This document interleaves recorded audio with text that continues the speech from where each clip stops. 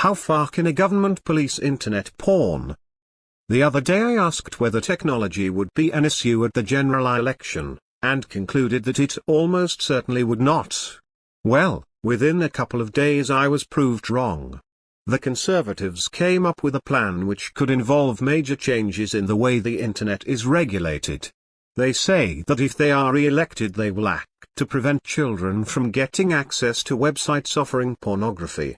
That is a policy which other parties are very unlikely to oppose, but it could become more controversial once the practicalities of making this work become clear.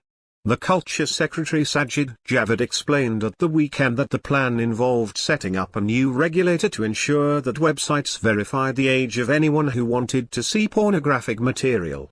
In fact, this is exactly the change in the law that was demanded last year by an existing regulator Atvod, which monitors online video sites and has been seeking to make sure companies don't allow children to see material they would not be allowed to buy in a shop. There are, however, two problems. How do you set up an age verification system, and how do you deal with overseas sites that refuse to comply with British regulations? Age verification has proved tricky for sites like Facebook, but it may be about to get easier. The government's new Verify system, which uses independent identity checkers such as Experian and the Post Office, could be imposed on the pornography websites. Mind you, Verify has had some teething problems. Some civil liberties groups see it as a way of bringing in ID cards by the back door, and there is also the question of whether adult pornography users should be forced, in effect, to register their activities with the government. But the trickier issue is how to deal with the vast majority of pornography sites which are outside the UK and may be disinclined to obey the rules.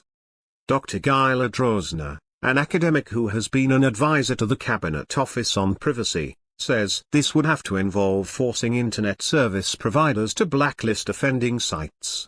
But, he points out, this approach has been tried with illegal file-sharing sites and has largely failed. In the end, says Dr. Rosner, this is another battle between the global nature of the internet versus states attempting to enforce national laws. Meanwhile, there is also some doubt about the scale of the problem.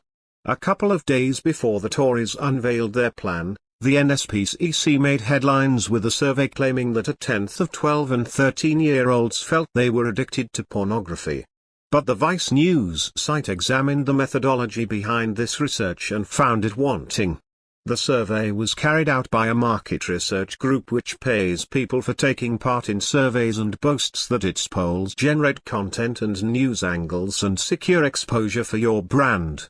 There is no doubt that parents are worried about what their children see online, and that politicians want to be seen to be offering policies which can help. But experience shows that it is easy to talk